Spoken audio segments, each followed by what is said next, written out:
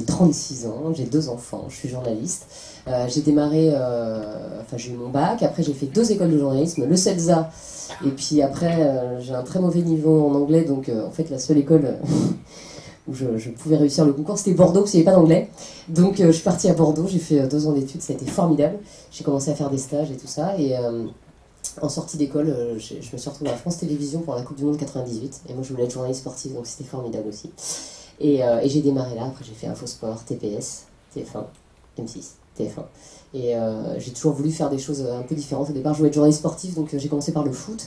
Et puis après, je voulais pas être dans une case, donc j'ai essayé de me diversifier et de faire des choses aussi différentes que de la politique, du divertissement, du magazine. Et c'est ça que j'aime dans mon métier, c'est que on peut toucher à tout. Et on peut tout faire en fait. Voilà, on est journaliste au départ, animateur, et on peut être journaliste sportif, mais toucher à tout. Donc c'est ce que j'aime dans mon métier. Et puis voilà, je vais essayer de vous faire partager mon expérience et puis surtout répondre à toutes vos questions. Voilà.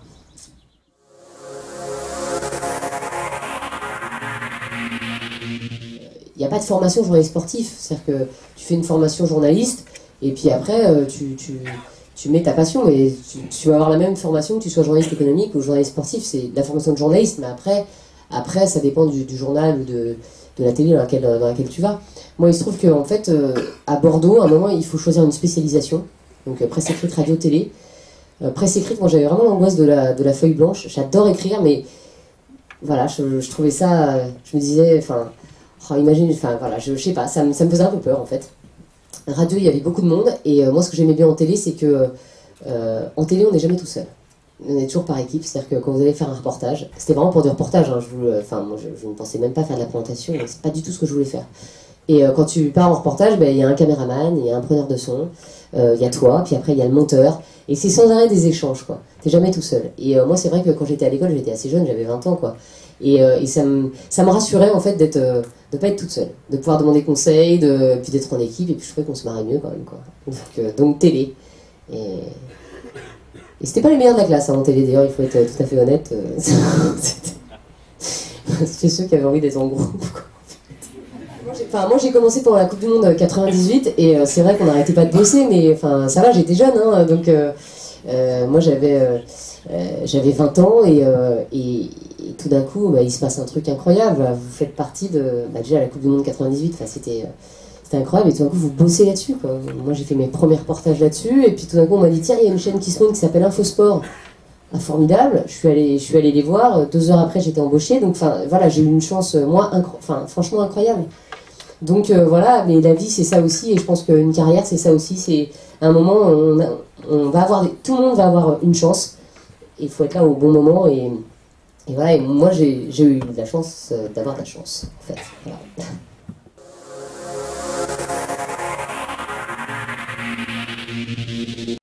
Bah moi en fait j'ai pas de ligne directrice, je sais que ça peut paraître bizarre, mais j'ai pas pour une carrière, j'ai pas de ligne directrice, c'est-à-dire que moi c'est simple, hein, on me propose quelque chose, c'est où j'ai envie, je dis oui, où j'ai pas envie, et je dis non. Donc c'est un fonctionnement qui est extrêmement basique, mais qui pour l'instant me va très bien, quoi. Après, je demande parfois des avis, mais enfin je veux dire, de toute façon, en l'occurrence quand on me propose une émission, souvent c'est un truc qui est un peu secret, donc personne n'est au courant, donc tu peux pas être influencé par des internautes ou Twitter. Tu peux demander l'avis de tes proches et les écouter. Mais moi en l'occurrence je demande, mais de toute façon je m'écoute moi, donc je demande par politesse quand même, mais voilà, donc je pense pas que ça puisse influencer. Après peut-être que ça peut influencer ta façon de présenter quand c'est au cours d'une émission, et que tout le monde te dit je pense que sur une émission tout le monde te dira moi j'aime pas cette rubrique, et on se rend compte que par exemple, après il y a quand même des études, donc on se rend compte par exemple que si une rubrique baisse etc et que personne ne l'aime, peut-être qu'on la changera, mais après moi je pense que la différence elle se fait sur le caractère. Moi je sais que quand j'étais à l'école, j'appelais partout pour avoir des stages, et je laissais pas les gens le faire à ma place. J'appelais partout, je harcelais des gens, c'était monstrueux. Mais voilà, je pense qu'en tout cas il y a 15 ans, je pense que ça faisait aussi la différence, de montrer qu'on a envie. Voilà, c'est ça qui compte. Après vos diplômes, tout le monde, enfin je veux dire, quand on doit choisir sur un poste, on regarde les diplômes, bon d'accord, vous êtes 15 à avoir le même, qu'est-ce qui va faire la différence après? c'est ton caractère, c'est ton envie, c'est tes passions, c'est ta spécificité, c'est toi tout simplement quoi. Donc je pense qu'aujourd'hui la personnalité elle est encore plus importante parce que vous êtes encore plus nombreux sur le marché du travail quoi. C'est rigolo quoi. Moi franchement Twitter, j'y suis venu très tard et c'est grâce à Valérie Damido qui me tannait depuis 1 an. Elle me disait mais pourquoi t'es pas sur Twitter? Je comprends rien et tout.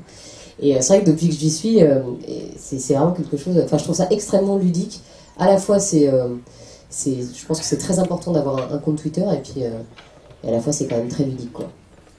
Et je pense qu'en plus, pour le coup, les enfants ont très vite intégré. Moi, j'ai une anecdote, c'est qu'une fois, je regardais Koh Lanta avec mes enfants, et mes enfants avaient une question. Ils me disaient, est-ce que tu peux envoyer une question sur Twitter à Denis? Je dis, non, enfin, les enfants, on va envoyer une question.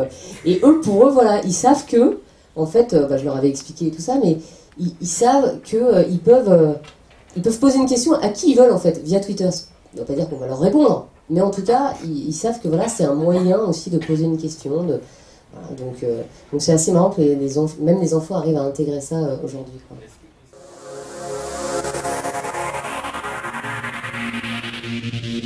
je suis arrivée à l'école en banlieue parisienne, la cour était divisée en 2. Il y avait d'un côté les filles qui jouaient à l'élastique, je sais pas, la poupée, je sais pas. Et moi, je suis tout de suite allée dans l'autre partie de la cour où mes copains jouaient au foot. Et en fait, j'habitais devant un terrain de foot. Et donc, toute petite, après, je voulais absolument jouer au foot avec mes copains d'école. Mais c'était un peu compliqué, c'était il y a 20 ans et il y a même 30 ans. Et j'ai quand même, mes parents m'ont inscrit dans un club de foot. Je jouais avec des garçons. Et voilà, moi, c'était mon quotidien, c'était le foot, c'était le sport. J'ai toujours été très compète.